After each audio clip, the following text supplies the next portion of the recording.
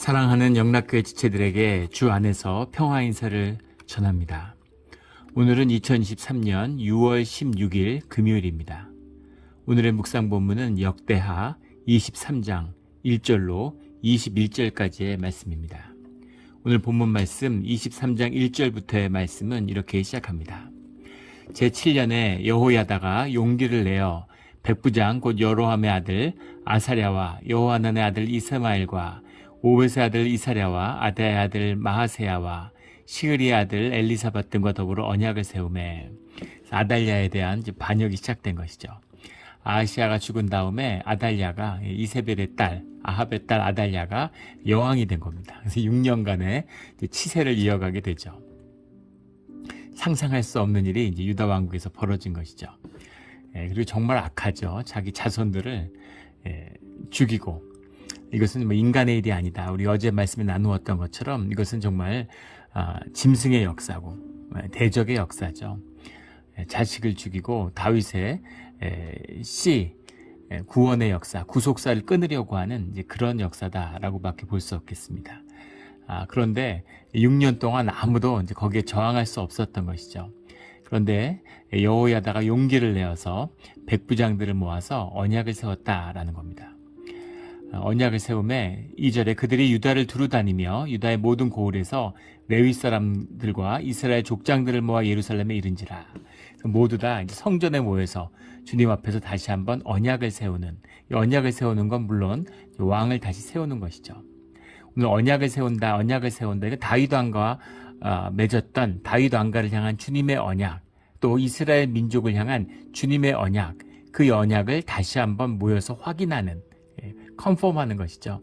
그 언약을 새롭게 받아들이고 각인하는 그런 자리를 갖게 된다라는 겁니다. 이 언약의 주체가 누구세요? 주님이시니까 주님의 임재를, 주님의 권위를, 주님을 그 말씀을 높이는 그런 자리다라는 겁니다. 그러니까 여호야다는 그 왕을 새로 세우는, 요아스 왕을 세워야 하는, 지금 6살짜리 어린아이잖아요. 근데 그 아이가 갖는 의미를 보는 것이죠. 그리고 그 아이가 6살짜리가 어떻게 왕위를 차지하고 왕을 다스릴 수 있겠어요? 그런데 7년째가 됐으니까, 제7년에 라는 것은 땅의 해가 끝나고 주님의 역사가 시작될 때가 되었다는 겁니다. 아마 대단한 용기가 필요했을 겁니다. 목숨을 거는 일이죠. 삐끗하면 다 죽는 거예요. 다윗 왕가도 자기 손주들도 뭐 거침없이 죽이는 그런 아달랴입니다. 그 여호야다의 목숨은 뭐 아무것도 아니죠.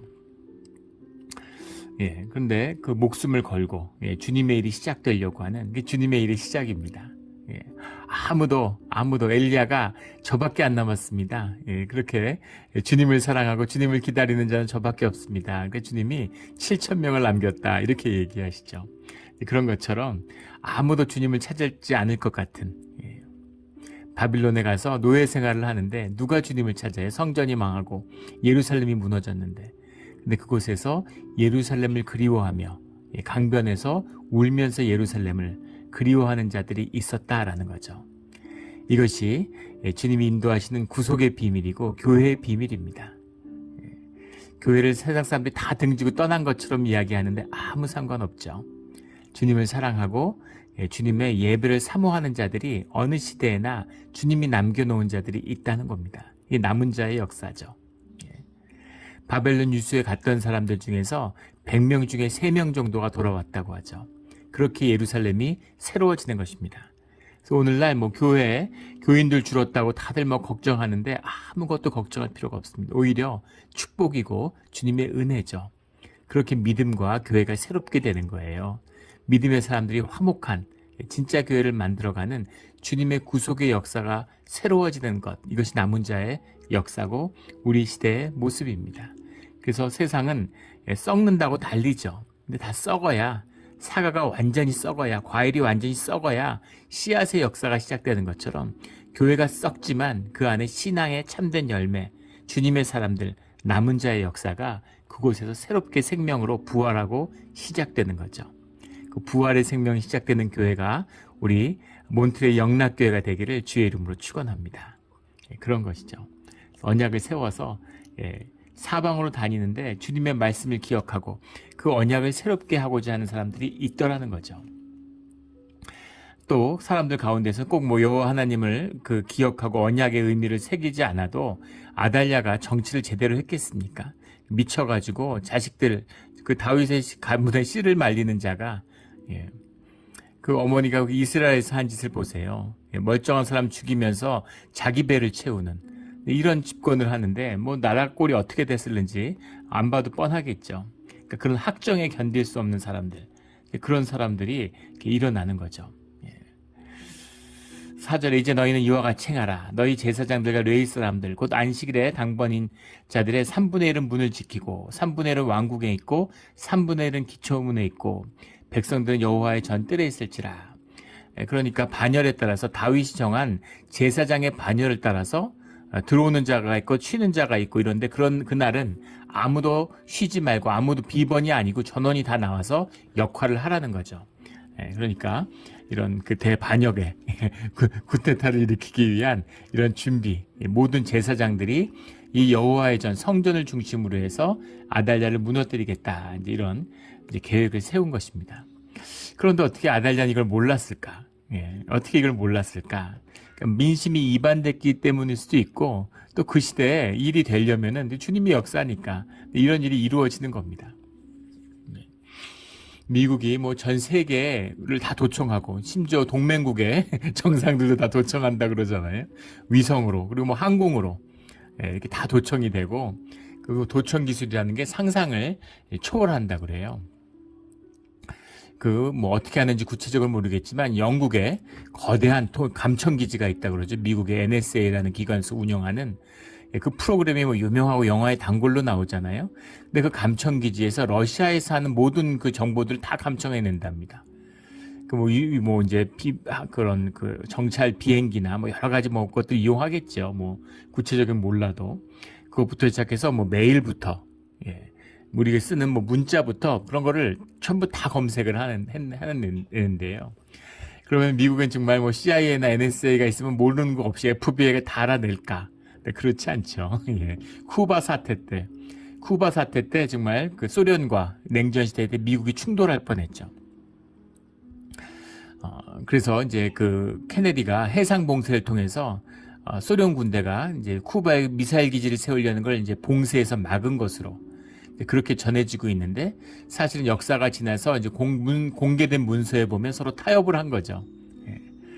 그 쿠바에서 군사기지를 설치하지 않고 군대를 빼는 조건으로 미국도 터키에 있었던 비밀 미사일 기지를 철수시키는 것으로 그렇게 서로 합의한 것으로 드러납니다. 양쪽 다에게 굉장히 이제 치명적인, 치욕적인 이제 그런 것이었죠. 기록에 지금 공개된 기록들을 보면 미군의 장성들은 회의할 때 미 군부는 쿠바를 폭격하고 부대를 상륙시켜야 된다. 이제 그렇게 강하게 주장했었다고 해요. 핵전쟁 직전까지 갔었는데. 근데 그때 모르고 있었던 건 이제 뒤에 그 소련의 문서들이 다 이제 공개가 되면서 밝혔죠. 좀 최근에 또 몇 년 전인가 60년이 돼가지고 이제 그 문서들이 다 공개가 됐잖아요.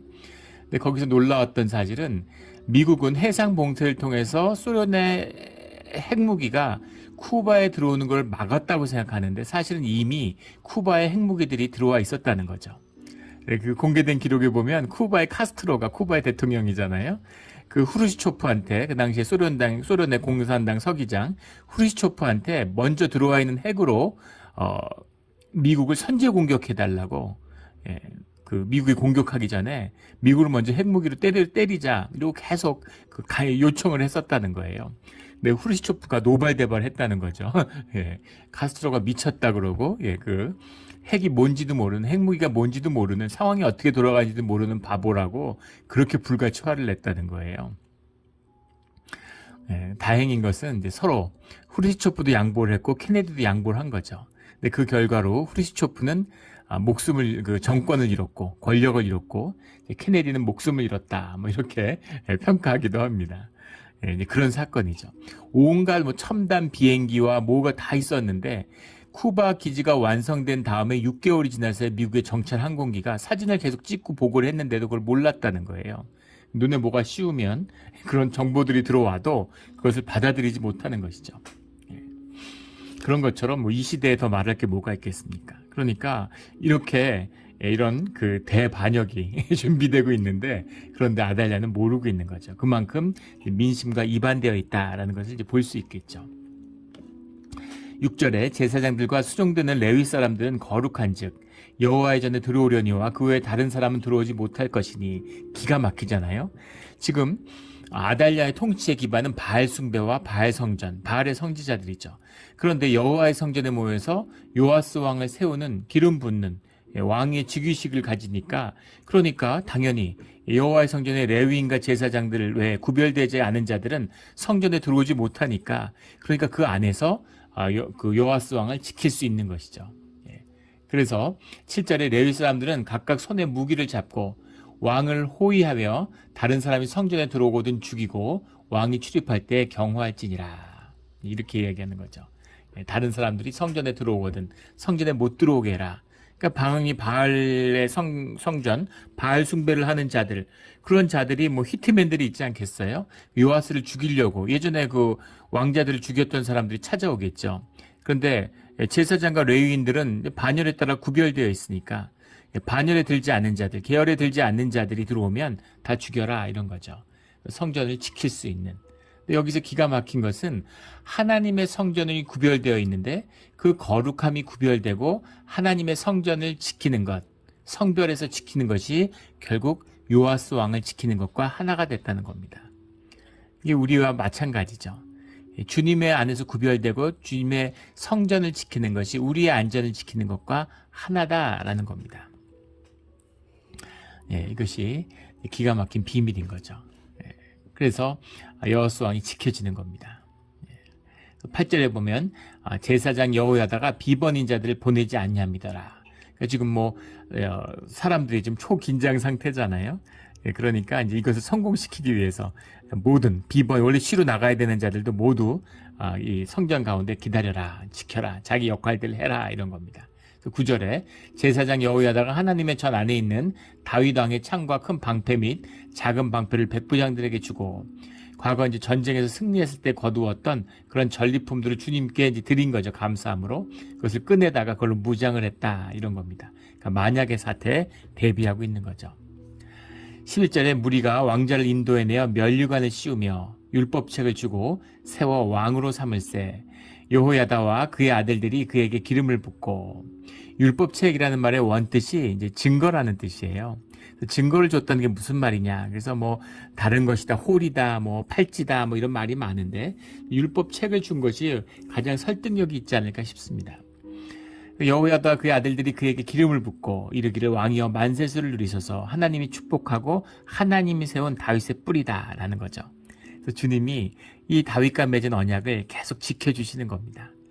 그래서 6살짜리 아이, 살아남은 이 한 아이를 다윗의 씨앗으로, 그 다윗 왕가에 대한 약속을 주님이 신실히 지켜주시는 거죠. 그리고 여호와의 이름으로 주님 안에서 회복되는 거예요. 요아스가 뭘 알겠어요. 그러나 이 여호야다가 그 믿음 가운데 그 용기를 내서, 이 용기도 주님이 주신 것이고 이 믿음도 주님이 주신 거잖아요. 주님이 다윗의 구속의 의미를 회복시키시는 그런 역사를 행하고 계신다라는 겁니다. 13절에 봄의 왕이 성전문 기둥 곁에 섰고, 성전 앞에 큰 두 기둥이 있잖아요. 그 기둥 곁에 섰으니까 그 뜰 앞에 모인 백성들 앞에 이제 서서 왕으로서 주기를 받고 나와서 왕인 것을 선포하는 거죠. 그래서 지휘관과 나팔수들이 왕의 곁에 모셔 서 있으며, 그 땅의 모든 백성들이 즐거워하여 나팔을 불며 노래하는 자들은 주악하며 찬송을 인도하는지라. 예배죠. 주님 앞에서 기뻐하고 주님의 이름으로 하나 되었다라는 것을 주님 앞에 기뻐하는 것입니다. 그래서 아달랴가 그것을 보고 와서 무슨 일인가 하고 와서 봤는데 이러고 있으니까 그 옷을 찢으며 외치되 반역이로다, 반역이로다 하며. 아달랴는 자기가 왕이니까 새로 왕을 세우는 건 아달랴 입장에서는 분명히 반역이죠. 우리 몇 번 얘기했던 간신나라 충신, 충신나라 간신 이런 것처럼 아달랴가 불의의 정권이니까 여기도 나름의 충신이 있고 나름의 자신들의 명문이 있는 거잖아요. 그러니까 아달랴가 옷을 찢으며 외치되 반역이로다, 이렇게 외치는 거죠. 14절에 제사장 여호야다가 군대를 거느린 백부장들을 불러내어 이르되, 반열 밖으로 몰아내라. 그를 따르는 자는 칼로 죽이라. 백성들이 모여 있는데 그 여호와의 반열에 따라서 제사장의 직분들을 맡은 자들, 또 그 치안을 맡은 자들, 찬양을 맡은 자들 쭉 다 반열에 대 서 있죠. 거기 밖으로 내보내라라는 겁니다. 성전 밖으로 아달랴가 지금 들어왔잖아요. 혼자 오지 않았겠죠. 예, 그 왕인데 뭐 따르는 신하들도 있고 몸종들도 있고 여러 명 데리고 왔겠죠. 경호원들도 있었을 것이고. 근데 몰아내라. 그를 따르는 자는 칼로 죽이라. 이렇게 얘기하는데 그 의미가 제사장의 이 말은 여호와의 전에서는 그를 죽이지 말람이라. 사실은 정황으로 봤을 때는 가장 유리한 상황이죠. 백성들이 지지한 자들이 모여있고 여기에 반열들이 있고 칼을 든 자들이 있는데 사실은 여기서 죽여야 안전하잖아요. 밖에는 군대가 있을 수도 있고 나갔다가 무슨 일이 있을 수도 없고 지금 내전이 일어날 수도 있는 상황이고 뭐 시가전이 벌어질 수도 있는 상황인데 근데 사실 성전과 궁전은 붙어 있죠. 예루살렘에. 그런데 사실은 여기서 즉위식을 마치면 다들 이제 백성들을 이끌고 궁전으로 찾아가야 되는 건데 왕이 찾아왔으니까 절호의 찬스인데 그런데 여기서 피를 보면 안 되는 거죠. 여호와의 전이니까. 그래서 여호야다의 믿음과 여호야다의 행하는 것이 하나님의 뜻 가운데 이루어지는 하나님을 존중하는 마음 가운데 이루어졌다라는 것을 보게 되는 거죠. 그래서 반열 밖으로 몰아내라. 칼로 죽여라 라는 말이 그들에게 피를 보자는 이야기지만 동시에 여호와의 전에서 피를 보면 안 된다라는 뜻이 있다는 겁니다. 그래서 성전 밖으로 몰아내라. 하나님이 하시는 일이다. 하나님의 뜻 가운데 하는 일이다 라는 것을 끝까지 지켰다는 거죠. 이 점이 대단히 훌륭한 모습입니다. 현실이 눈에 보이잖아요. 우리가 영으로는 알지만 눈으로 보이는 것이 있으니까 그렇게 욕심을 낼 수 있는데 그것으로 되는 것이 아니다라는 거죠. 그것으로 되는 것이 아니다. 우리 예전에도 한번 나눈 적이 있는데 어떤 교회 집사님이 그런 고백을 하세요. 이제 서울에서 한국에서 신앙생활을 하는데 뭐 중산층의 남편이 직장생활하고 가진 게 뭐 집 한 채밖에 없잖아요. 그러니까 집을 어떻게 좀 좋은 곳에 이사해가지고 이렇게 좀 집값이 오르면 돈을 벌겠지 이런 마음으로 열심히 이사를 다니셨대요. 방배동이 좋다 그럼 방배동에 살다가 반포로 이사 갔다가 서초동으로 이사 갔다가 또 뭐 대치동으로 갔다가 압구정동으로 갔다가 청담동으로 갔다가 계속 이제 열심히 이사 다닌 거죠. 근데 시간이 지나고 보니까 그냥 처음에 방배동에 살았어도 똑같더라는 거예요. 집값이 거기서 거기더라고. 그래서 열심히 이사하느라고 힘만 들었지 지나고 나니까 그럴 필요 하나도 없었는데 이제 그런 거죠. 또 그런 고백을 들은 기억도 나요. 그래서 비즈니스 하는 분이신데 욕심이 나잖아요. 세금 내는 걸 좋아하는 사람이 어디 있겠습니까? 또 요즘에는 기풍이 이상해져서 국가가 뭐 세금 걷는 걸 너무 당연하게 생각하고 마치 무슨 정의를 위해서 뭐 가난한 자들 위해서 세금을 많이 걷는 것이 무슨 복지국가인 것처럼 그렇게 속이죠. 거짓입니다. 그런 말이 있죠. 유엔 구호 활동의 최대 수혜자는 유엔 직원들이라고. 그런데 이제 세금을 이렇게 아끼고 저렇게 아끼고 뭐 탈세는 아니더라도 절세를 열심히 한 거죠. 그래서 세금을 많이 아꼈는데 10년 돼가지고 세무조사를 한번 받아가지고 10년 아낀 걸 적금 붓듯이 전부 다 세금으로 다 내셨다는 거예요. 그래서 괜히 그렇게 머리 쓰고 막 세무사 좋은 일만 했다고 회계사 좋은 일만 했다 이런 얘기를 하시더라고요. 세금 다 내고 편하게 살았으면 좋았을 텐데 세금 아껴서 인색해서 부자 된 사람 있습니까? 헌금 아껴서 돈 모을 수 있나요? 헌금 아낄 거면 안 내는 게 낫죠. 그건 주님의 것이 아닙니다. 우리 걸 주님께 드리는 게 아니죠. 주님 것을 주님이 받으시는 겁니다. 우리에게 주시는 증거죠. 하나님의 은혜 가운데 사는 것이에요. 반대의 이야기도 있죠. 또 그런 고백도 들은 일이 있습니다. 한국에서 제조업을 하느라고 그렇게 고생하셨는데 한국이 제조업이 어렵잖아요.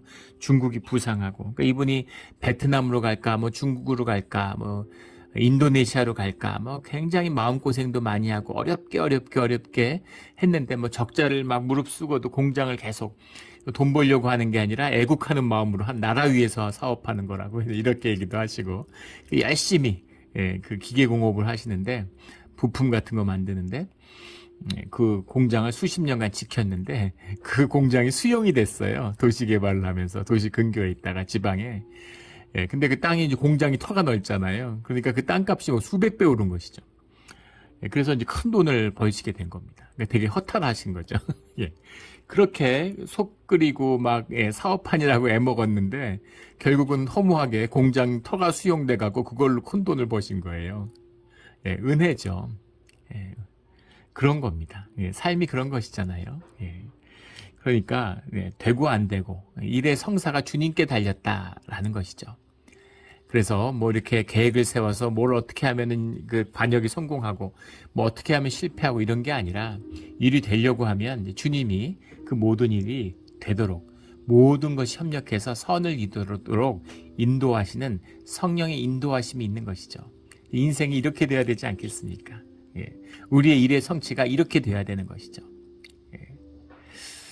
우리 주님 안에서 모든 것이 협력해서 형통의 길이 열리는 우리의 삶의 자리가 되기를, 우리의 자녀들이 되기를 주의 이름으로 축원합니다. 예. 그래서 주님의 뜻 가운데 제사장이 이 성전의 경건함을 지켰다. 여호와의 전에서는 그를 죽이지 말라. 15절에 이에 무리가 그에게 길을 열어주고 그가 왕궁 말문 어귀에 이를 때 거기서 죽였더라. 국민들이 뭐 마음이 일치되어 있으니까 그럼 누가 세상의 어떤 권력도 백성들이 한 마음이 되면 그걸 넘어설 수 있는 권력은 없죠. 근데 21절에 아달랴를 무리가 칼로 죽였더라라는 말이 또 나오는데 모든 백성이 즐거워하고 성중이 평온하더라. 평화 가운데 아달랴만 처치가 된 거죠. 그래서 15절과 21절의 말씀이 이제 반복되고 있습니다. 그를 끌어내다가 그에 대한 징계가 이루어졌다. 16절에 여호야다가 자기와 모든 백성 사이에 언약을 세워 여호와의 백성이 되니라. 주님의 언약을 세우니까 주님의 언약 가운데서 주님의 백성이 된 거죠. 주님의 언약이 세워지고 주님의 백성이 세워지니까 요아스가 왕이 될 수 있는 겁니다. 여호와의 성전이 무너지고 백성이 아달랴의 통찰에 있었는데 금권과 권력으로 군권으로 나라를 다스렸는데 거기서 이 6살짜리 아이가 어떻게 왕이 될 수가 있어요. 그 왕이 될 수 있는 모든 이유, 이것이 언약의 비밀, 말씀의 비밀인 것이죠. 이게 언약입니다. 이게 말씀의 권세예요. 이것이 우리와 함께하고 있는 것입니다. 우리 말씀을 늘 기억하며 말씀을 붙들고 주님의 축복의 문을 여는 우리 모두가 되기를 주의 이름으로 축원합니다. 그리고 17절에 온 국민이 바알의 신당으로 가서 언약을 세웠다는 건 말로만 하는 것이 아니죠. 그것이 삶으로 나타나야죠. 그래서 우상 숭배를 없애는 신당을 부수고 바알의 신당을 멋있게 잘 세워놨겠죠. 지금은 사라져서 어디 있었는지 그게 어땠는지에 대한 기록은 없지만 신당을 부수고 그의 제단들과 형상들을 깨트리고 그 제단 앞에서 바알의 제사장 맏단을 죽이니라. 그래서 바알의 이것을 이거 영원할 것 같고 이 위세가 꺾이지 않을 것 같은데 한순간에 이게 악의 끝이죠. 악의 권세가 아무리 커봐도 악은 한순간에 사라지는 것입니다. 두 측면이 있죠. 그런데 바알 숭배가 또 나타나고 또 나타납니다. 왜 자꾸 바알 숭배가 나타날까요? 물론 나쁜 왕이 들어서기 때문이기도 하지만 나쁜 왕이 왜 들어서겠어요? 나쁜 국민이 있기 때문이죠. 예전에 제가 여기 그 설교 목사를 잠깐 하고 그 다음에 이제 교회를 떠나 있을 때 그때 그 교인분들, 지금 우리 교회죠. 교회분들이 찾아오셨거나 뭐 전화를 주셔서 우리 교회 오시면 안 되냐고 그렇게 얘기하는 분들이 계셨습니다. 근데 제가 그때는 청빙에 응하지 않았어요. 그 뒤에 노회의 요청으로 한 1년 뒤에 청빙에 응했지만 제가 교회가 요청할 때는 그 청빙이 교회 갈등의 원인이 돼서는 안 된다고 해서 제가 청빙에 응하지 않았습니다. 근데 어떻게 우리 교회는 운이 없다고 계속 안 좋은 목사님만 오신다는 거예요. 그래서 왜 우리 교회는 좋은 목사님을 주님이 안 보내주시냐고. 그래서 제가 좋은 목사님을 찾지 말고 좋은 교회를 이루라고 말씀드렸습니다. 목회자한테 의지하고 목사가 모든 걸 다 하고 그런 교회가 돼서는 안 되고 우리 교회도 좀 마찬가지죠. 어떤 일이 있어도 교인들을 세우고 교인들이 공동체를 교회의 자치를 이루어야 되는 겁니다. 그걸 이루기 위해서 돕는 존재죠. 목회자는. 그래서 어떻게 그러면 좋은 교회가 되냐고 물어보시더라고요. 그래서 제가 새벽에 모여서 기도해야 된다고. 교회가 이렇게 어려움을 10년 넘는 세월 동안 겪는데 어떻게 기도하지 않을 수가 있느냐. 예. 나쁜 사람이 있고 나쁜 목사가 있어서가 아니라 기도하지 않기 때문에, 성령의 임재가 함께하지 않기 때문에 교회가 어지러운 것입니다. 무슨 말이냐면 모든 사람이 다 나빠요. 모든 사람이 다 죄인이 있고 죄성을 갖고 있습니다.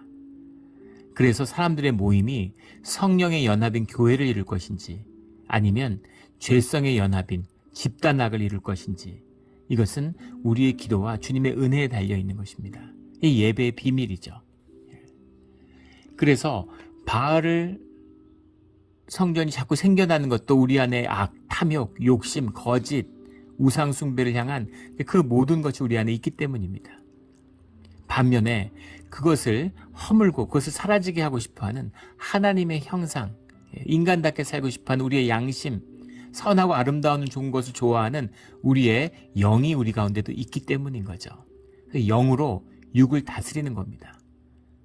주님의 은혜를 받고 주님의 사람이 됐다고 해서 우리가 갑자기 육을 버리고 영적인 사람이 됐다는 게 육을 버리고 육성이 사라졌다는 게 아니죠. 거짓입니다. 그런 거짓이 종교의 거짓이죠. 종교는 막 성스럽고 홀리해지면은 마치 육의 욕구가 없는 것처럼 막 얘기해요. 그렇지 않습니다. 30년을 은혜롭게 살아도 오늘 하루에 넘어지는 게 인간이에요.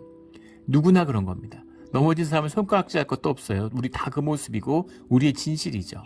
그런데 오늘 하루를 주님께 의지하고 주님의 은혜로 우리의 형상을 피워내는 것, 생명을 피워내는 것이 우리 삶의 비밀이다라는 겁니다. 우리 마음에 바알 숭배를 다 끊어내는, 마음속에 있는 바알 숭배가 뭐예요? 돈 사랑하는 거잖아요. 주님을 좋아하지만 돈도 사랑하는 거짓이죠. 돈만 사랑하는 겁니다. 그것을 허물어 버려야, 그래야 주님과의 동행이 시작되는 것이고 주님의 역사가 열리는 거예요. 자녀들 때문에 고민하는 분들이 많습니다. 자녀의 삶이 좀 펼쳐졌으면 좋겠는데, 생명이 피어나면 좋겠는데, 그런데 그게 피어나지 않는 거죠. 왜 피어나지 않을까요? 부모의 마음이 바알의 성전이 있기 때문입니다. 그걸 허물어야 돼요. 그걸 허물고 자녀를 주님께 올려드리면 주님의 역사가, 그 형통의 역사가 자녀 가운데 열리는 것입니다. 내가 돈 벌어가지고 돈만 있으면 자녀의 삶을 쪼물쪼물하고 좋은 것으로 가득 채워줄 텐데, 그런 마음이 있기 때문에 자녀의 삶이 자녀에게 묶여서 그 닷줄이 끊어지지 않는 것이죠. 그 모든 저주를 끊는 우리의 믿음의, 우리의 신앙의 자리가 되기를 주의 이름으로 축원합니다. 18절에 여호야다가 여호와의 전에 직원들을 세워 레위 제사장들의 수하에 맡기니, 여호와의 전에 직원들이 뭘까? 페크도트라는 말이죠. 역대상 23장에 나오는, 4절에 나오는 여호와의 전에 사물을 보는 자들, 사물을 맡아 하는 자들이 바로 페크도트. 우리 너무나 많이 나오는 단어죠. 파카드라고 하는, 파카드라는 단어인데, 이 파카드라는 단어는 뜻이 굉장히 많아요. 그래서 굉장히 여러 가지로 쓰입니다. 뭐 영어로 하면 oversight, 이런 뭐 관찰하다 이런 뜻도 있고, store, 뭐 저장한다 이런 뜻도 있고, 뭐 visitation, 뭐 어디 방문한다 이런 뜻도 있고, 여러 가지 뜻으로 많이 쓰입니다. 여러 가지는 그런 사물을 보는, 교회로 말하면 이제 간사 같은 이제 그런 일을 하는 여러 사무적인 일들을, 여러 가지 일들이 많잖아요. 우리 안차혜 집사님, 예전에 우리 교회들에 보면은 이제 교회에 살면서 24시간 교회 모든 걸 관리를 맡은 이제 이런 분들이 이제 페크도트죠. 그런 분들을 시켜가지고 제사장의 수하에 맡기니, 이들이 다윗의 전에 그들의 반열에 나누어서 여호와의 전에서 모세의 율법을 기록한 대로 여호와께 번제를 드리며 자기가 정한 규례대로 즐거이 부르고 노래하게 하였던 자들이더라. 노래하였던 자들, 그러니까 여호와의 성전의 예배가, 제사가 무너져 있었던 것이죠. 아달랴의 치세 가운데. 아시아 때도 마찬가지였겠죠. 근데 그것들이 뭐 여호람 때도 마찬가지고, 오랜 세월, 10수년의 세월 동안 무너졌던 그 예배와 제사가 다시 회복되었다라는 거죠. 또 그 회복을 기뻐하고 그 회복을 기다리는 마음, 그 마음이 유다 가운데 있었다는 겁니다. 근데 그것이 여호야다의 용기로 시작되는 거죠. 파워 오브 원입니다. 한 사람의 믿음과 용기로 이 모든 일들이 시작되는 거죠. 이 시대 파워 오브 원이 우리 세상의 등불이 우리 몬트레 영락교회가 되기를 예수 그리스도 이름으로 축원합니다. 아멘. 기도드리겠습니다. 하나님 아버지 감사합니다. 귀한 은혜의 말씀을 주시고 우리 마음 가운데는 정말 더럽고 악한 죄성이 있습니다. 우상을 사랑하는 거짓된 거짓의 마음, 에고가 우리 가운데 있습니다. 하지만 우리 또 깊은 곳에는 주님을 사랑하는 마음, 주님의 형상 생명을 피워내고 싶은 간절한 소망이 있습니다. 주님 우리를 붙들어 주시고 우리 가운데 예배를 회복해 주시고 우리에게 진정한 교회를 이루게 하셔서 우리가 진실을 바라보며 주님을 사랑하며 주님과 동행하는 그런 평안하고 복된 삶으로 우리 자녀들이 자자손손이 주님의 언약 가운데 세워지고 회복되는 역사를 이루게 하여 주시옵소서. 감사합니다. 모든 것이 주님이 주시는 은혜이며 모든 것이 주님이 함께 협력해서 선을 이루는 주님의 방편이었으므로 인해 감사를 드립니다. 감사하며 예수 그리스도 이름으로 기도드렸습니다. 아멘.